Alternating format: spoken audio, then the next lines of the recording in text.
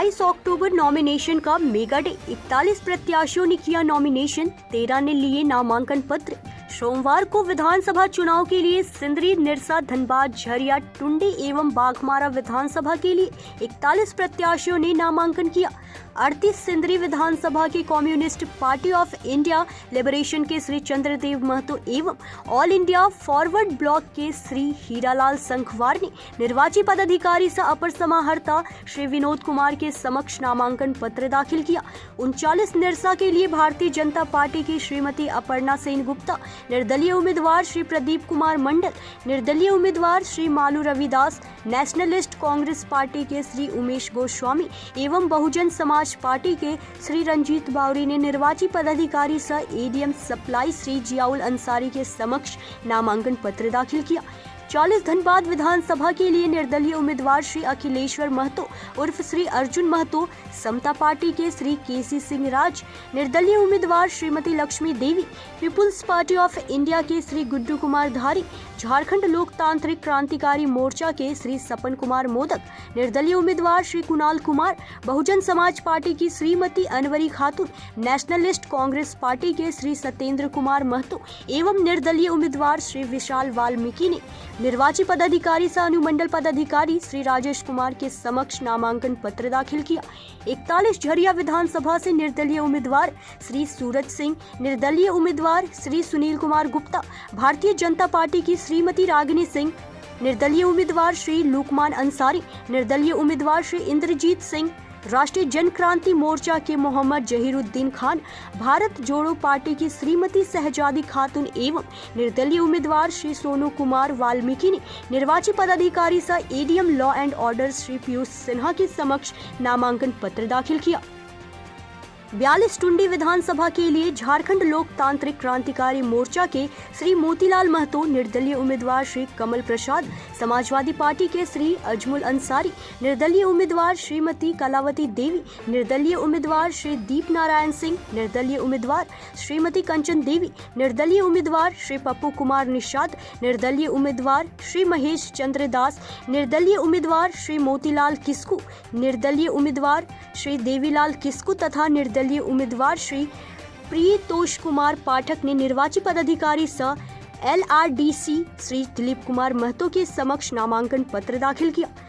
43 बाघमारा विधानसभा के लिए भारतीय जनता पार्टी के श्री शत्रुघ्न महतो, इंडियन नेशनल कांग्रेस के श्री जलेश्वर महतो, झारखंड लोकतांत्रिक क्रांतिकारी मोर्चा के श्री दीपक कुमार रवानी, समाजवादी पार्टी के श्री सूरज महतो तथा निर्दलीय उम्मीदवार श्री रोहित यादव एवं श्री विशाल वाल्मीकि ने निर्वाची पदाधिकारी सह निदेशक DRDA श्री राजीव रंजन के समक्ष नामांकन पत्र दाखिल किया। वहीं विधानसभा चुनाव 2024 के लिए सोमवार को 13 व्यक्तियों ने नामांकन पत्र खरीदे, जिसमें 38 सिंदरी के लिए 1, 39 निरसा के लिए 2, 40 धनबाद के लिए 5, 42 टुंडी के लिए 4 एवं 43 बाघमारा विधानसभा के लिए 1 व्यक्ति ने नामांकन पत्र खरीदा। नमस्कार, आप देख रहे हैं न्यूज़ 24। मैं हूँ आपके साथ पंकज सिन्हा। आज हम धनबाद में मेमको मोड़ पे खड़े हैं और बहुत ही शाइनिंग डे है। आज 28 तारीख है। सब लोग नॉमिनेशन के लिए यहाँ पे आ रहे हैं। ऐसे में कुछ लोग हमारे साथ मौजूद हैं। हम इनसे जानेंगे कि भाई इस बार किसको वोट देके जितवाएंगे। सबसे पहले सूर्या रेल कौन के मालिक है हमारे साथ। बोलिए, अभी क्या आप लोगों का निर्देश होगा? चुनाव में भाग लेना सबसे बड़ा जिम्मेवारी है मतदान, और उस निमित्त हम लोग झरिया के भारतीय जनता पार्टी के प्रत्याशी रागिनी सिंह के पक्ष में नामांकन में आए हैं। और आप देख रहे होंगे, भीड़ देखने से उत्साह से लग रहा है कि पुनः उनकी भारी बहुमतों से विजय होगी। और झरिया से कांग्रेस से पूर्णिमा नीरज सिंह भी खड़ी है, और उनमें क्या गड़बड़ी है? गड़बड़ी की बात नहीं है, अपना अपना ये है। और रागिनी सिंह का जो हारने के बाद भी आपने व्यवहार देखा है, 5 सालों तक जनता के सुख दुख का हिस्सा बन के रही है। बिल्कुल, जनता अपना परिवार मानती है और हमेशा संघर्ष किए, उसका परिणाम उन्हें मिलेगा। तो इस बार मतलब कि झरिया से रागिनी सिंह को जितवा रहे हैं? बिल्कुल। चलिए, बहुत बहुत धन्यवाद। और भी हमारे साथ बोलिए, इस बार चुनाव में मतलब कि कैसा मत रहेगा आपका? जनता का मत रहेगा पूरी तरह से भारतीय जनता पार्टी के पक्ष में रहेगा। Bharatiya Janata party Bharatiya Janata party NDA के उम्मीदवार जितने हैं हम लोग पूरी तरह से जीत रहे हैं और सरकार बना रहे हैं। बिल्कुल पक्का 200%। 200%। भाई परसेंट तो 100 ही होता है, लेकिन ये 200% भाजपा की सरकार बनाने की गारंटी दे रहे हैं। आपका क्या कहना है? देखिए, जरिया फील्ड में कोरोना के समय में जो रागिनी सिंह काम की, वो चाहे विधायक हो चाहे कोई हो, उसने कोई काम नहीं की। आई उसके चले जनता से देख लीजिए, जनता का प्यार देख लीजिए, यहीं पर नॉमिनेशन में देख लीजिए। नॉमिनेशन में काफी भीड़ है। वो कांग्रेस की प्रत्याशी पूर्णिमा नैयर सिंह भी आई थी तो काफी भीड़ थी। इसमें भी देख लीजिए, हम लोग देखे नहीं देखे थे पूर्णिमा नैयर सिंह कितना भीड़ तक गया था। पर हम लोग अभी जो देख रहे हैं, ये झरिया की जनता है, कोई तो नहीं है कि धनबाद का यहाँ का हुआ है। समूचा जनता झरिया का है। आप पूर्ण बहुमत से जीतेगा, बढ़िया से जीतेगा, पक्का। बहुत बड़ी बात है। सजल सिंह मतलब कि पुराने मतलब कि भाजपा के कार्यकर्ता भी रहे हैं और झरिया से आते हैं। आज झरिया की प्रतिनिधि रागिनी सिंह जी नॉमिनेशन के लिए आई हैं। हम जानेंगे कि भाई झरिया में 5 साल का कांग्रेस का जो कार्यकाल रहा, उससे कितना संतुष्ट हैं और आप क्या चाहते हैं? भारतीय जनता पार्टी के प्रत्याशी रागिनी जी इस बार चुनाव भारी बहुमत से जीत रही है। और कांग्रेस का कार्यकाल जो रहा, ये जो दौर था, ये झरिया के इतिहास में सबसे बुरा दौर था। झरिया में इस तरह का वातावरण जो कांग्रेस ने उत्पन्न किया, आज तक मुझे तो अपने होश में नहीं लग रहा है कि इस तरह का भ्रष्ट विधायक कभी झरिया विधानसभा क्षेत्र में हुए। और इस बार जनता के बीच भी हम लोग जा रहे हैं, तो जनता के बीच में भी ये बात आ रही है कि इस बार भारतीय जनता पार्टी का झारखंड में सरकार बने। और रागिनी के पक्ष में हवा नहीं तूफान चल रहा है। बहुत अच्छी बात है भाई। नहीं, चलिए, बहुत बहुत धन्यवाद।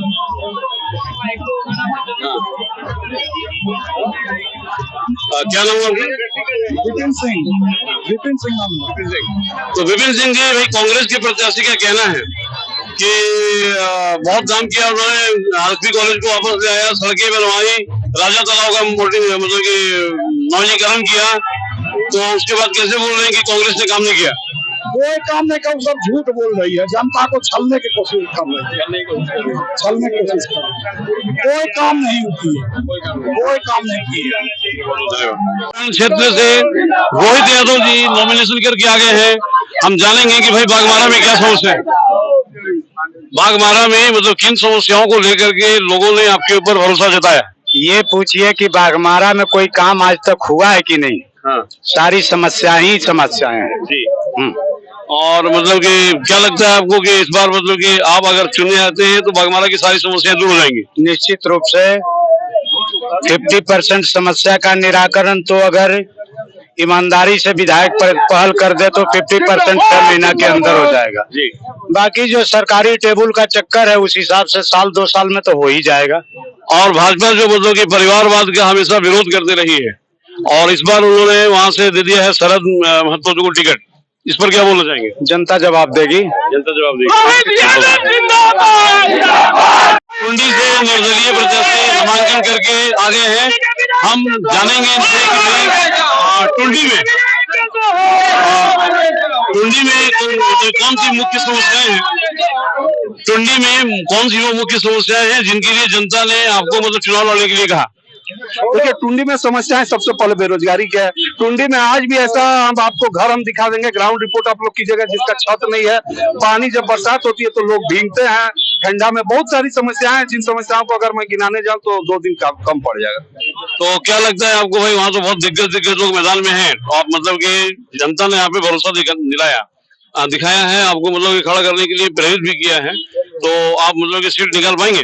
देखिए, सबसे पहली बात, ये राजनीति में दिग्गज कुछ होता नहीं है, जनता के दिल में जो बसते हैं वही दिग्गज होते हैं। तो आज हमें लग रहा है कि टुंडी की जनता ने हमें सहयोग किया है, टुंडी की जनता का हमें प्रेम मिला है, जिसका हम ऋणी है।